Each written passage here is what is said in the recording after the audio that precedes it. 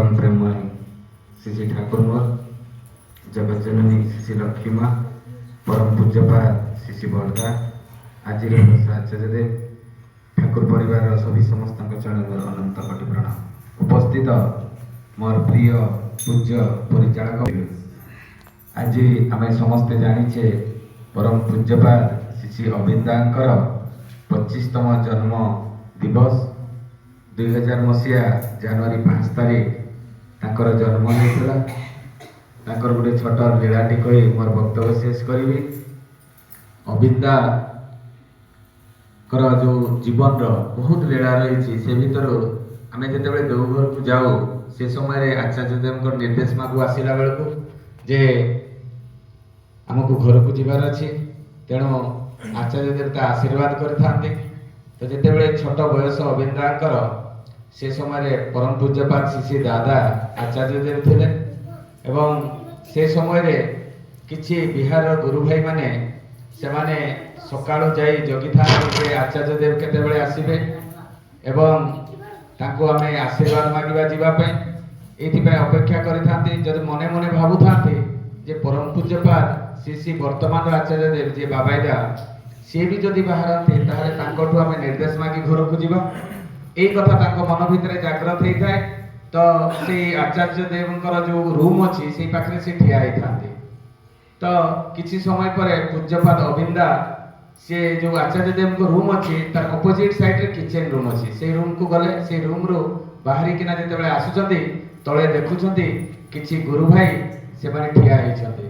जते बेले जाई करी पचारुचंती जे तमर कोन किछि काम अछि सेते बेले से गुरु भाई माने कहउचंती जे आमे घर को जीवा तेणु आचार्य देव को जगिछु जदि से न आसंती ताहले परम पूज्यपाद श्री श्री बाबाईदा तांकोठु हेले भी आशीर्वाद मागे आमे घर को जीवु।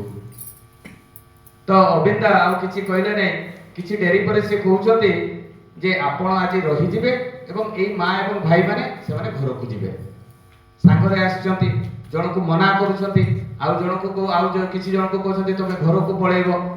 तो से छोट पिलाटी ताको मन भितर गोटे हेय ज्ञान आसीछि।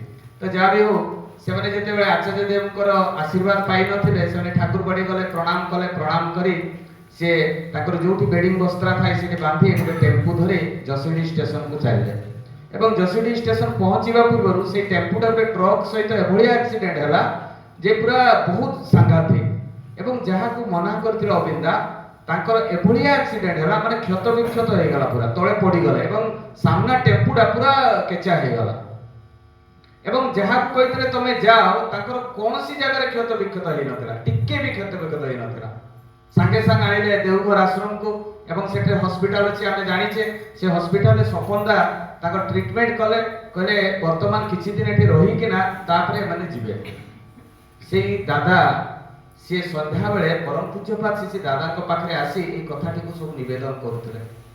कहले आमे अविंदा भी सेठी बसतांती परम पूज्यपाद अविंदा भी सेठी बसतांती ताको सामना रे से कहले जे आमे भाबिलु माने आमे हेय ज्ञान कलु सेते बेले परम पूज्यपाद श्री दादा से कहले गखुरेर साप गखुर ही होय माने देवतांकर संतान देवता ही हुए माने केते आश्चर्य कथा दादा सेदिन कहिथिले अविंदा को ऊपर टिप्पणी देथिले एई होचती अविंदा। एवं छोट आ गोटे कथा कहबे से जेतबे गुवाहाटी रे थांती गुवाहाटी आश्रम रे से गुवाहाटी आश्रम रे थिला बेले पूरा ठाकुर फैमिली जाई थांती गुवाहाटी दादा भी थांती सेते बेले भी छोट बयस।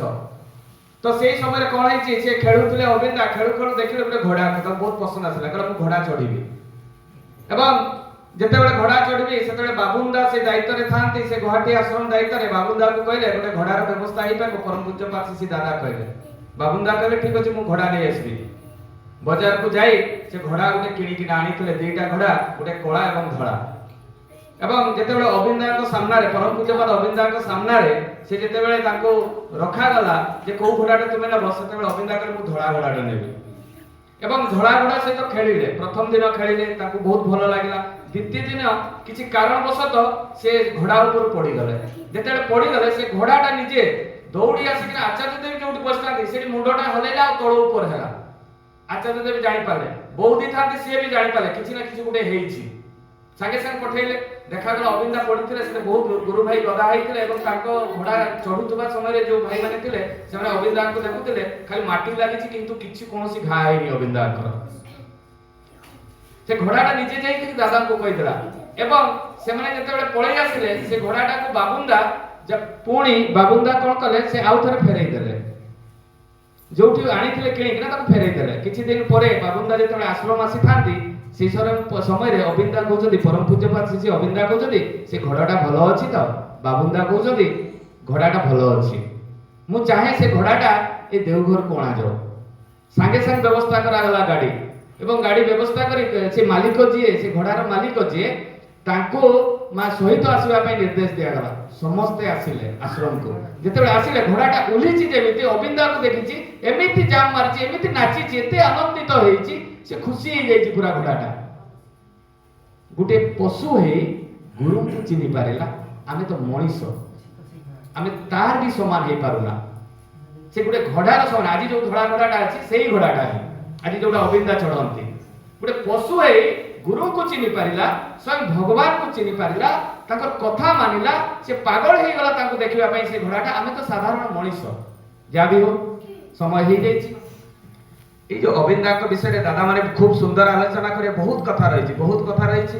এগুলা কোনসি মিরাকেল নয়, জীবন্ত কথা। আজি যদি ইয়ং পিলাମାନଙ୍କ র মডেল তানে অবিন্দা।